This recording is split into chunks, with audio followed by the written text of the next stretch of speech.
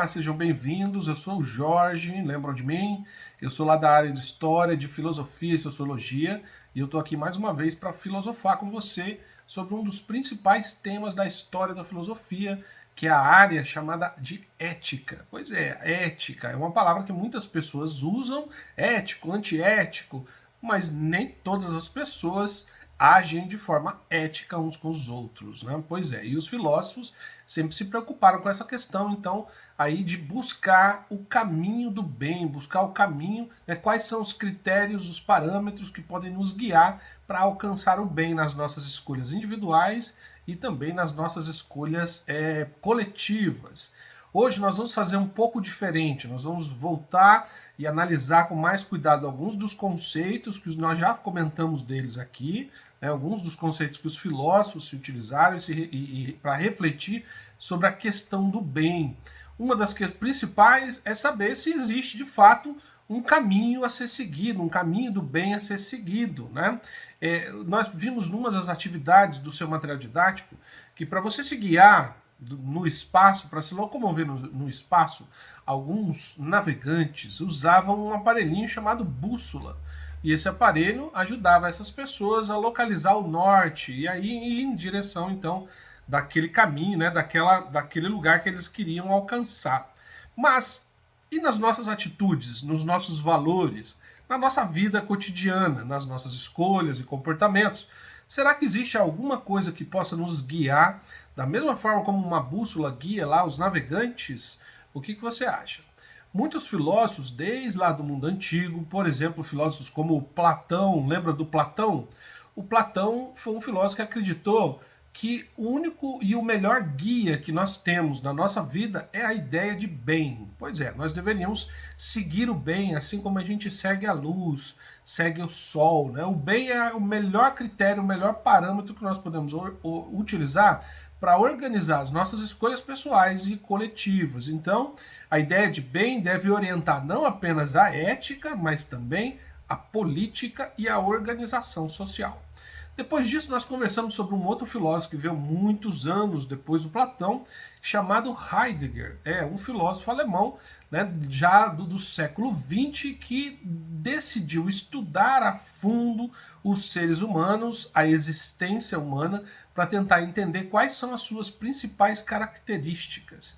E os estudos do Heidegger, né, nesses estudos ele chegou à conclusão de que existem duas características centrais na nossa existência. Uma é o fato de nós sermos seres finitos. Isso mesmo, nós estamos aqui, mas o nosso tempo é limitado. Nós não vamos ficar aqui nesse planeta por muito tempo.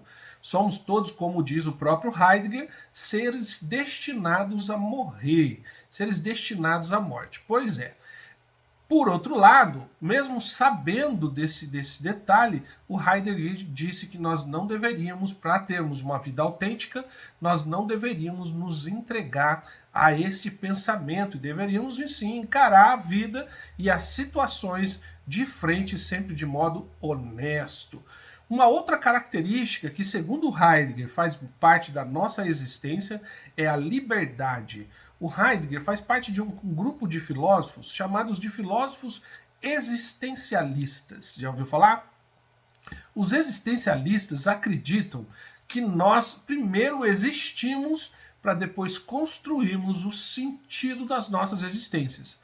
E aí o Heidegger dizia o seguinte: como nós somos seres livres para escolher o nosso próprio caminho, isso nos torna seres um pouco angustiados, porque nem sempre nós sabemos qual é o melhor caminho a seguir nas nossas atitudes. Na verdade, às vezes a gente acaba ficando em dúvida de qual é a melhor coisa a se fazer em determinadas situações.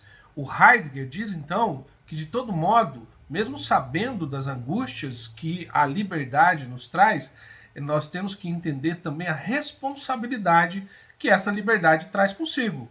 Então, se nós somos livres para escolher o nosso próprio caminho, nós devemos nos responsabilizar pelas nossas escolhas. Devemos ser responsáveis por isso, não só na minha vida individual, mas também na vida coletiva, ou seja, toda a humanidade é responsável por aquilo que nós fazemos com o planeta e né, com a própria existência humana.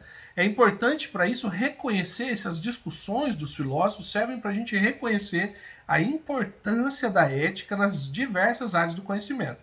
Então, por exemplo, muitos filósofos vão refletir a importância da ética lá na área das ciências, outros lá na área da política, e em muitas outras áreas a discussão ética vai, né, ser importante para guiar os seres humanos nas melhores escolhas. Nós precisamos também reconhecer a nossa condição humana, né? Quando Heidegger nos diz que somos seres para a morte, nós estamos tentando reconhecer a nossa própria condição, estamos fazendo o exercício do autoconhecimento, tão importante e tão, né, tantas vezes recomendado pelos filósofos. Além disso, nós devemos associar questões que estão ligadas à vida e à morte aos seus aspectos éticos e existenciais. Por isso, Heidegger é um existencialista. E você, o que pensa sobre essas ideias? Depois que você fizer a leitura do seu material didático, não esqueça, converse com alguém, dialogue com alguém, conte para ele aquilo que você descobriu, o que você pensa sobre essas ideias, e eu tenho certeza que isso vai te ajudar a entender um pouco mais profundamente as ideias dos filósofos, principalmente no que diz respeito às escolhas e o caminho, a busca pelo bem. Até a próxima aula. Tchau, tchau.